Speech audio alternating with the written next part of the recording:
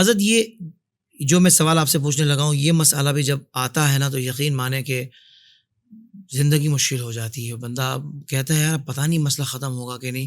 کہ پیشاب میں خون آنا، پیشاب میں خون کا آنا حضرت، یہ مسئلہ جب درپیش ہو جاتا ہے تو اگر اس کا بھی کوئی ایسا وظیفہ ہو بتا دیں حضرت کہ جس کے ذریعے اس مسئلے سے، اس بیماری سے شفا حاصل کی جا سکے. یہ اتنا زیادہ آتا ہے. اچھا جب یہ اب آپ خود سوچئے کہ اگر یورین میں بلڈ آ رہا ہو تو مطلب انسان کی خود کی کیا حالت ہوگی، کس قدر پریشان ہوتا ہے. کیونکہ سب سے زیادہ جو آج انسان گھبراتا ہے نا، پریشان ہوتا ہے، کیا ٹیسٹ بہت مہنگے ہیں. ایسا ہی ٹھیک ہے. اچھا پھر اس کے لیے ٹائم نکال کے جانا، پھر اس کے بعد ڈاکٹر کو پروسیس. ہمارے یہ بھی تو ایک آسان نہیں ہے. پھر دوائیاں مہنگی ہیں، پھر مشکلات ویسے ہی ہے، مہنگائی ویسے ہے. اور مہنگائی نہ بھی ہو تو صحت ایک بہت بڑی نعمت ہے حضرت.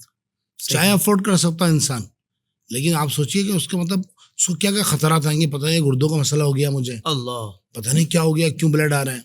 اور بعض اوقات ایسا ہوتا ہے کہ اگر ایسا ہو کہ کوئی بیماری ہے، کسی بیماری کی وجہ سے، جو میں وظیفہ بتانے لگاؤں، چاہے بیماری کی وجہ سے بلڈ آ رہا ہے یورین میں، یا بلڈ آ رہا ہے بلا وجہ، صحیح، ساری رپورٹس کلیئر ہیں، ڈاکٹر کہہ رہے ہیں ہمیں سمجھ میں نہیں آ رہا ہے کہ آپ کو کیوں بلڈ آ رہا ہے، خون کیوں آ رہا ہے. تو اس کے لیے ہم ایک وظیفہ بتایا کرتے ہیں، اور بڑا آسان سا وظیفہ ہے، کوئی مشکل نہیں ہے. لیکن دیکھیں یاد رکھیں، قرآن پاک کی آیات تلفظ درست ہونا اہم ہے. آپ کو نہیں آتا تو آپ کسی حافظ قرآن سے پڑھوا لیں. کرنا کیا ہے، لیکن پڑھنا ہر نماز کے بعد ہے. ظاہر سے اتنا بڑا مسئلہ ہے، کم از کم یہ آیتیں تو آپ تلفظ سے یاد کر لیں، کسی قاری قرآن سے سیکھ لیں ایک مرتبہ. ٹھیک ہے. وہ کیا ہے، قرآن پاک کی مشہور سورۃ مبارکہ سورۃ الحشر، اور ان کی جو آیت ہے نا وہ لا یستوی، آیت نمبر 20 مکمل ہے، اور 21 کا تھوڑا سا حصہ ہے. میں پوری آیت پڑھ دیتا ہوں. لا یستوی اصحاب النار اصحاب الجنہ اصحاب الجنت هم الفائزون، یہ مکمل آیت ہے. آگے ہے لو انزلنا هذا القرآن على جبل لرأيته خاشعا متصدعا من خشیت اللہ.